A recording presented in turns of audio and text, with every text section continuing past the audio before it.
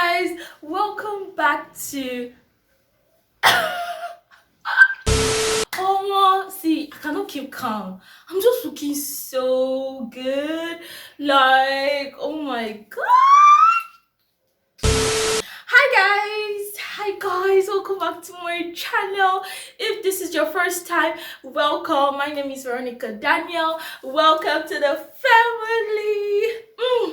I know I'm looking so subconscious now. I'm actually on my way to a wedding, and I just said, why don't I just kill two birds with one stone? You know what I mean? Like, this makeup is just too good to just for only wedding. You know, I had to just do something extra. You get? I don't know what this video is about, so let's dive right into this video.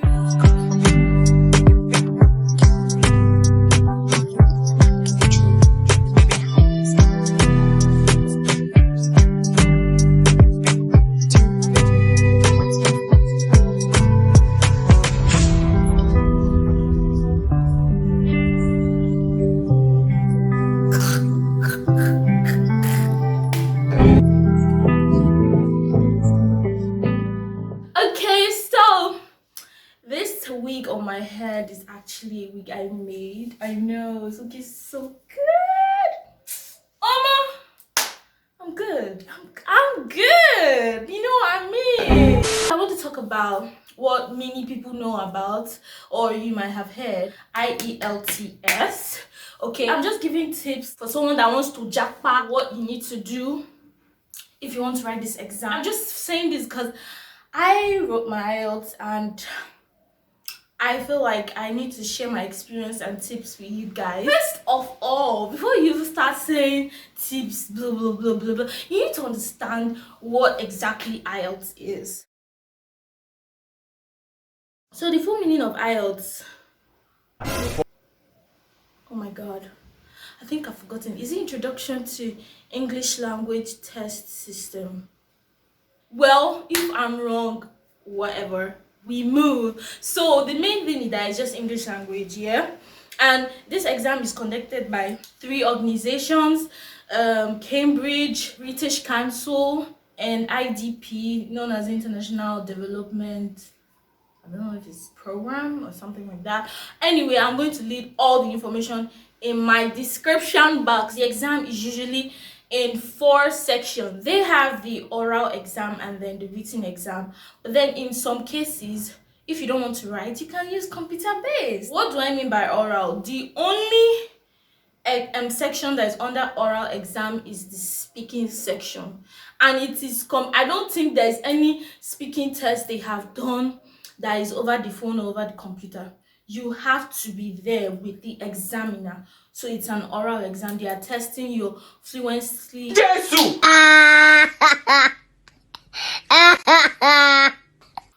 I'm sorry.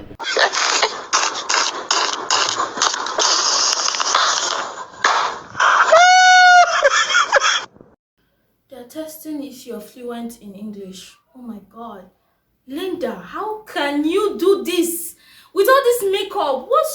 See, I'm just trying to talk fast so that I can go to my wedding, and you know, if you still hear more jargons on the way, whatever, I'm just trying to do this video fast so I can be on my way. Okay, so as I was saying, they are trying to test if you're fluent in English. The other sections, remaining 3 sections, which can be either written or you take it computer based, they are called listening, here whereby you actually listen to recordings and write the exam. So you write the answer you hear, right, on the recording or whatever.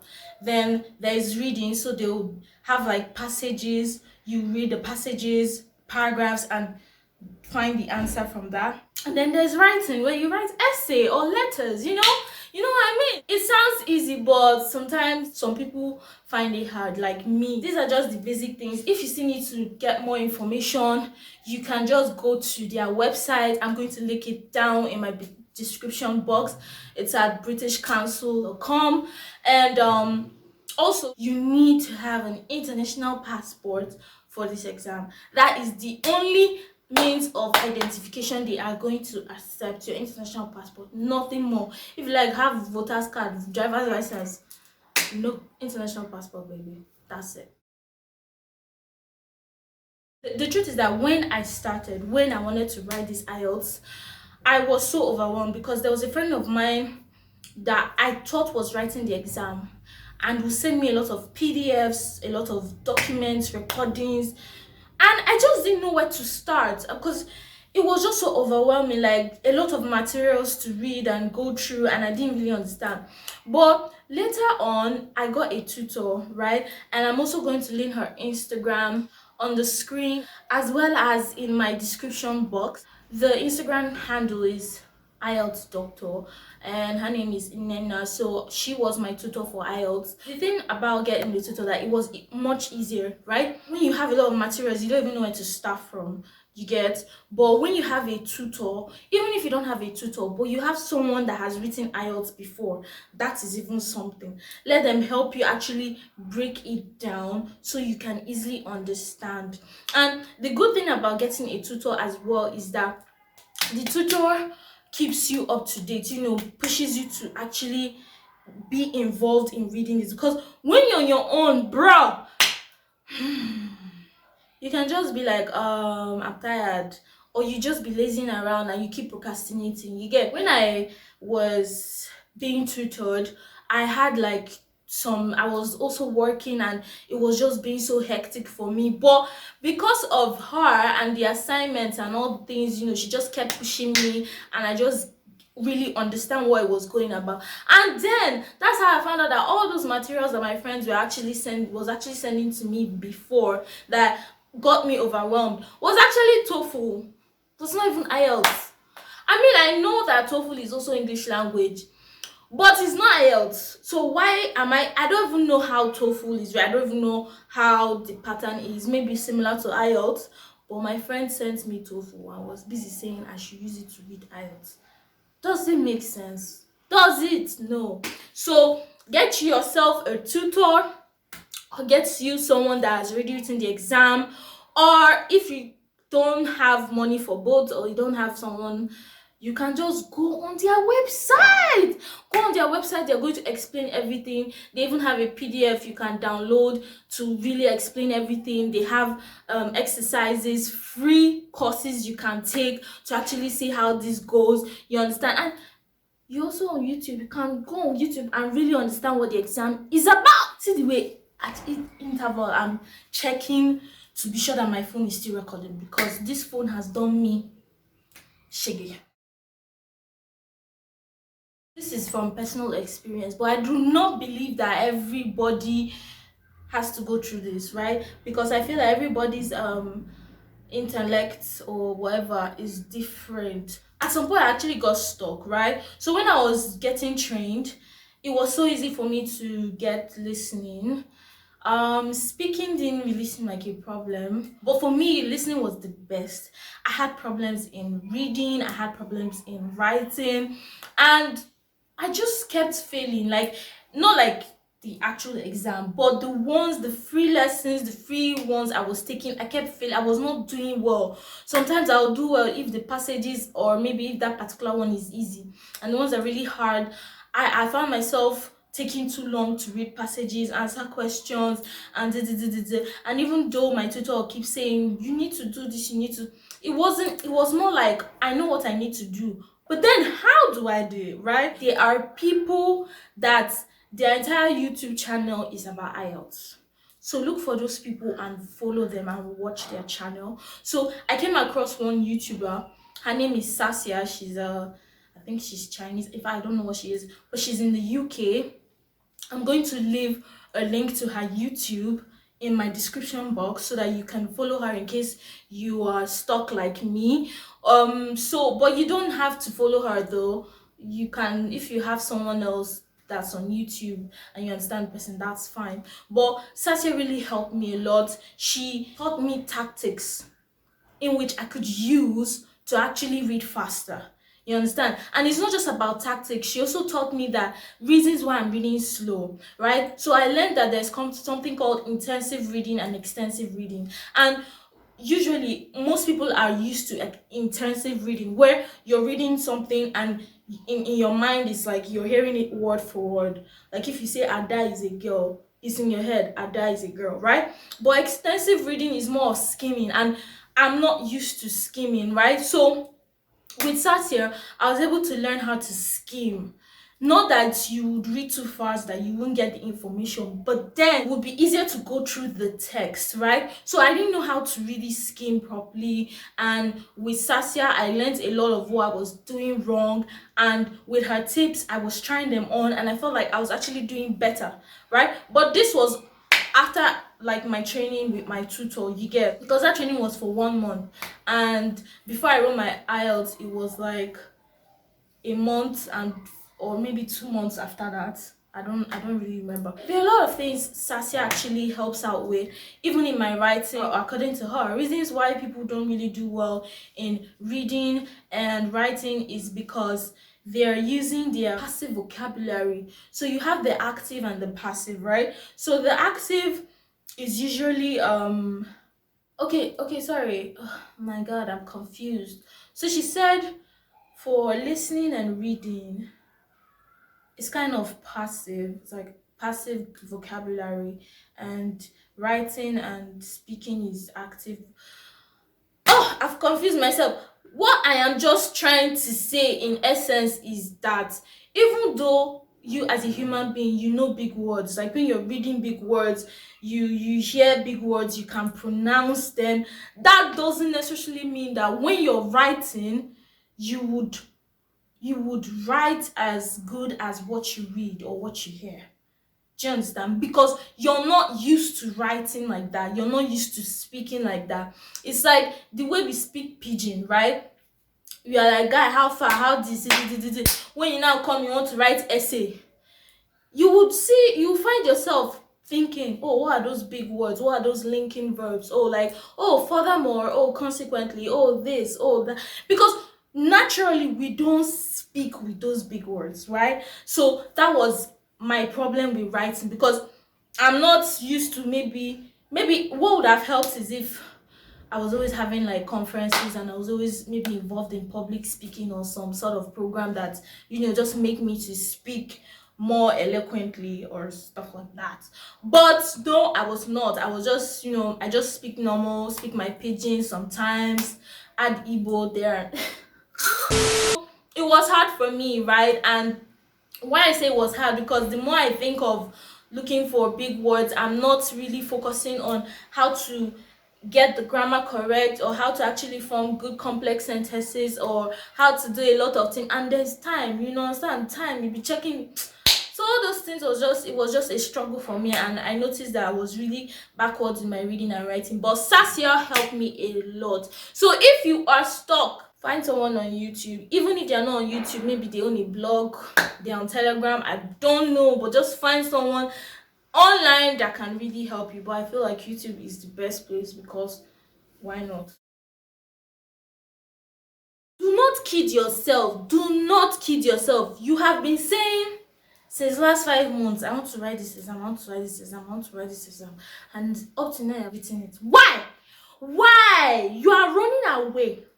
Is it fear? Is it, I don't know what it is, but whatever it is, you have to stop it. Because see, IELTS is getting expensive day by day. Earlier this year it was 70 something, now it's 83k. What do you think is going to be by next year? So stop procrastinating and go and write that fucking exam. What's wrong? What's wrong with you? What's wrong with you? Ah, see, let me tell you, I was procrastinating. I was using the excuse that my international passport was not ready to be taking my time and be reading. But the truth is that once that shit was ready, I was still not ready for the exam. And I just told myself, you know what? This is what's going to happen. I'm going to book this exam in the next 2 weeks. And within these 2 weeks, I'm going to organize myself and plan and watch any video I need to watch and do all the exercises I need to do. Because the truth is that when you don't bring out money you don't suffer for, you don't put it. The time I paid, I just said my 83k gone. I was like, wow, it's gone. And then all was in my head is, if you don't read, your 83k have gone. Because IELTS will not refund you. And if you want to write the exam again, you will pay another 83k back. So I was like, okay. My 83k is gone. So it was as if my money was giving me ginger. My 83k cannot go in vain. God help me. That was what it was. So like, you just need to stop procrastinating, organize yourself, because it's best to write it now. Stop saying you are looking for the right time. There's no right time. Write it now. The money is increasing. Everything in Nigeria is spoiling. Very soon now they say IELTS is 150k. Are you ready for it when it's be 150k before you write the exam? Ha! I know how that 83k, how it was paining me that I left my body, that I left my pocket. And you want to be procrastinating. I see that you are Buhari's son and daughter. I can see you are eating our money. That's why. No problem. The final tip is more like what you should do maybe the week to your exam or the last day before your exam. So, like I told you guys, after I had already paid, I was so tense. Like, everybody that knew that time I was writing know that, hey, I wanted to die. Like, it was really smart. I would die. I was so tense. Same Sassy I told you about, she has a special video for what you can do a week or a day before your exam, because you can be really tense. So I'm just going to quickly run through it, but you can still check out the link if you want like a more elaborate explanation. But me, I don't have time. I'm going for wedding, so I'm just going to run through it a day before your exam. Yeah, and not studying. Do not study. I know, but do not. That's just the truth. Even if you want to open book that day, just maybe go through your tips, your tricks, go through notes that you've made. Just go through the notes, but don't do any freaking tests. Why? Because you need your brain to be energetic for the next day, that you be doing you've been stressing your brain throughout the week or throughout whenever you booked your exam. So why do you have to do it the last day? And you need to eat well, you need to sleep well. Why I say sleep well? Because you need to really get up early. In fact, before the day of your exam, you need to organize everything. The clothes you wear, the bag you carry, the shoe. Bring out everything, keep your international passport, bring it and put it in your bag. Not be that you are rushing and you forget your international passport. Don't do that. Organize yourself the night before your exam. The week before my exam, I started doing exercise. I needed to relax my muscles. It was as if I was choking, like I was just feeling choked up here, right? Because I was so tense. Like, what if I fail? What if I fail? My 3K cannot go. It cannot go in vain. So I was so tensed. You need to, try give yourself a positive mindset. And with that, you need to do exercise to actually help you relax your muscles, your brain. Do not drink caffeinated or carbonated drinks, because they actually have a way of affecting your heart rate. And when you're writing the exam, you might have a lot of adrenaline because you're trying to read fast, you're trying to do this. You don't need that messing with your brain. Like, the heart and the brain sometimes work together. So do not take any caffeine or carbonated drinks. Don't do such. On the day of your exam, you need to actually eat a good breakfast. The speaking is usually done on one day, then the other three sections, the writing, the listening, the reading, they are done on another day. And it can take hours. You can be there hours, and they will not allow you to eat. So eat before you go for the exam. Obviously, you're going to wake up very early, because the exam, they will tell you to be there by 7:30. Also, do not have too much drinks before you go. On the day of my exam, I did carry a bottle of water, but I wasn't chugging it. I just kept drinking it at interval, because we were in a room and there was AC, and at some points I started feeling cold, so the water was actually helping. And you get dry staying there for hours. Another thing about it is that they did not allow us to go and pee. I know they said they would, but they tricked me. I was holding my pee throughout the exam. Oh God. I still wrote that exam and I still passed it. Period. I was able to, but I'm telling you, it's not the most comfortable thing. But I'm really glad that it's not like it was like some kind of pee that I needed to go quickly. It was gradually, like gradually. And the more I kept drinking, the more it kept adding. But we are just happy that at the end of the day, the adrenaline and insulin that was pumped into my body was enough for me to finish that exam without peeing on myself. So do not drink too much drinks before the exam. If you can be better than me, maybe you just drink a little but don't take too much. I mean, there are some venues that will allow you to go pee, but can never tell if you be in that venue, right? So just be on the safe side. You do not have to be perfect. The main thing is that you pass the exam and you actually have a good score. Maybe the schools you're applying for, what you're looking for. Do not tense yourself so too much. You need to pass your exam, not that you need to be perfect. But then if you are the one that is being perfect, please go with it. Me, I'm just telling my fellow people that used to be tense like me. I finally come to the end of this video. I'm ready to go to my wedding. God, I'm late. I hope you enjoyed it. I hope you enjoyed my look. I look gorgeous.